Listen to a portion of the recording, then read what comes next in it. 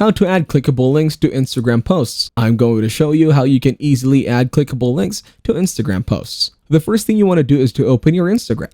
Next, you need to go to your profile from the bottom right corner. Click on the plus symbol on top of your profile and go to post. Now this page will open. Click the picture you want to post and clickable link on that post. So for example, I am going to choose this photo for a post. Tap on next. You can edit it here as well by trying different filters in effect. Click next to continue. Here are new ways to reuse. Click on OK. You can write a caption here for your post. In the caption section, you can write the link you want to add to your Instagram post. So here, for example, I am writing youtube.com and then I am going to click on OK from the top right corner. Now what you have to do is to click on share at the bottom. Turn on sharing for both stories and posts. Click on turn on and your post will be shared. Once it has been shared, then go to your profile and refresh the page by dragging it down. Open the post and you can see a link has been added to your post. That is how you can add clickable links to your Instagram post. Thanks for watching, leave a like and subscribe.